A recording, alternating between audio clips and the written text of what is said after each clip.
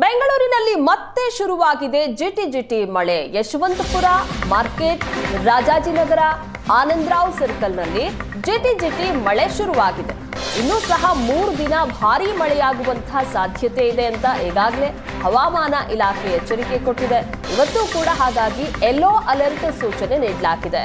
ಜೋರು ಮಳೆಯ ಮುನ್ಸೂಚನೆಯನ್ನ ಕೊಟ್ಟಿದೆ ಇಲಾಖೆ. ಇನ್ನು 3 ದಿನ ಭಾರೀ ಮಳೆಯಾಗುವಂತಹ ಸಾಧ್ಯತೆ ಇದೆ ಅಂತ ಹವಾಮಾನ ಇಲಾಖೆ ಜೋರು ಮಳೆಯ ಮುನ್ಸೂಚನೆಯನ್ನ ಕೊಟ್ಟಿದೆ. ಈಗಾಗಲೇ ಬೆಂಗಳೂರಲ್ಲಿ ಬೆಳಗ್ಗೆಯಿಂದಲೂ ಸಹ ಜಿಟಿ ಮಳೆ ಆರಂಭ ಆಗಿದೆ. ಅದರಲ್ಲೂ ಯಶವಂತಪುರ ಮಾರ್ಕೆಟ್, ರಾಜಾಜಿನಗರ, ಆನಂದರಾವ್ ಸರ್ಕಲ್ನಲ್ಲಿ ಜಿಟಿ ಮಳೆಯಾಗ್ತಾ ಇದೆ.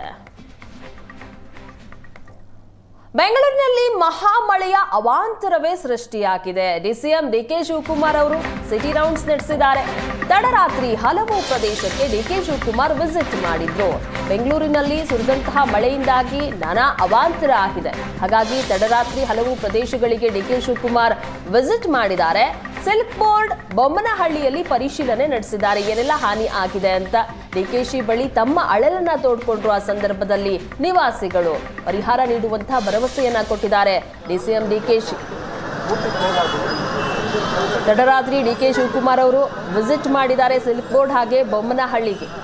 ಈ ಭಾಗಗಳಲ್ಲಿ ಸಹ ಸಾಕಷ್ಟು ಅವಾಂತರ ಸೃಷ್ಟಿಯಾಗಿತ್ತು. ರಸ್ತೆಗಳೆಲ್ಲ ತುಂಬಿಕೊಂಡಿದ್ವು, ಮನೆಯೊಳಗೆ ನೀರು ತುಂಬಿತ್ತು. ಹೀಗಾಗಿ ನಷ್ಟ ಆಗಿದೆ ಅಂತ ಅಲ್ಲಿನ ನಿವಾಸಿಗಳು ತಮ್ಮ ಅಳಲನ್ನ ತೋಡ್ಕೊಂಡ್ರು. ಹಾಗಾಗಿ ಪರಿಹಾರವನ್ನ ನೀಡುವಂತಹ ಭರವಸೆಯನ್ನ ಕೊಟ್ಟಿದ್ದಾರೆ. ದೃಶ್ಯಗಳಲ್ಲಿ ನೋಡ್ತಾ ಇದ್ದೀರಾ, ಅಲ್ಲಿನ ನಿವಾಸಿಗಳು ಏನೆಲ್ಲ ಸಮಸ್ಯೆ ಆಗ್ತಾ ಇದೆ ಅಂತ ನಿನ್ನೆ ರಾತ್ರಿ ಎಕ್ಸ್ಪ್ಲೈನ್ ಮಾಡಿದ್ದಾರೆ ಡಿಸಿಎಂಗೆ.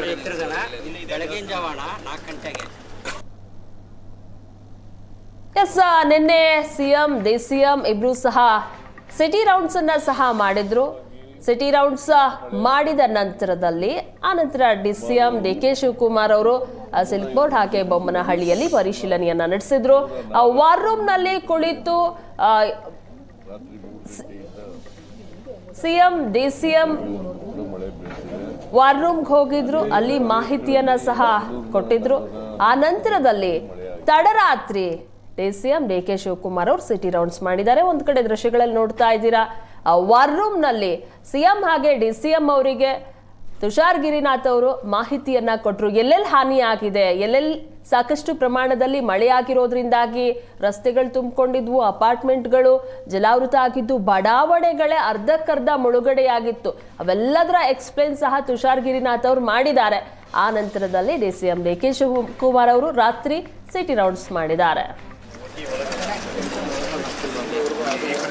ಕೆಲವು ದಕ್ಷಿಣ ಭಾಗದಲ್ಲಿ ಇವತ್ತು ಕೆಲವು ಕಡೆ ವಿಸಿಟ್ ಮಾಡಿದ್ದೀನಿ. ಕೆಲವು ಕಡೆ ನೀರು ಜಾಸ್ತಿ ನುಗ್ಗಿ ತೊಂದರೆ ಆಗಿದೆ.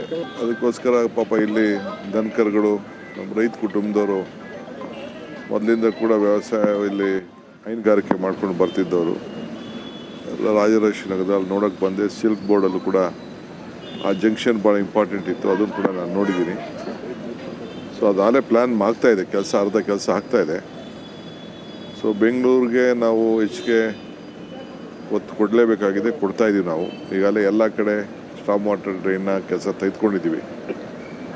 ಯಾರು ಏನು ಗಾಬರಿ ಏನು ಪಡ್ಕೊಳ್ಬೇಕಾಗಿಲ್ಲ. ಎಂಟೈರ್ ಟೀಮ್ನೆಲ್ಲ ನಾನು ಹಾಕಿದ್ದೀನಿ. 24 hours ಕೆಲಸ ಮಾಡ್ತಾರೆ.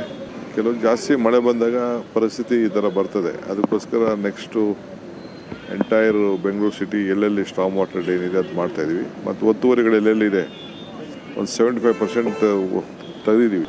ಮೊದಲು 210 ಪಾಯಿಂಟ್ ಇತ್ತು, ನಮಗೆ ಸರಿ ಮಾಡಬೇಕಾದ್ದು.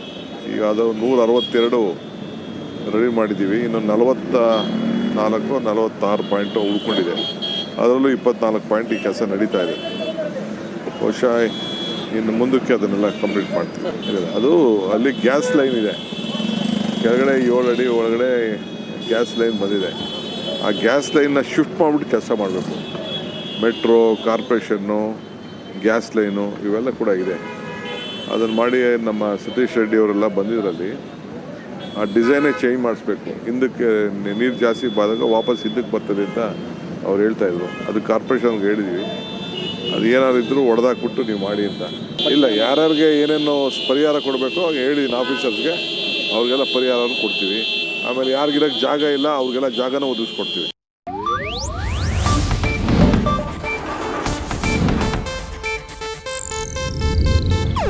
ಇದು ಏಷ್ಯಾನೆಟ್ ನ್ಯೂಸ್ ನೆಟ್ವರ್ಕ್ ಪ್ರಸ್ತುತಿ.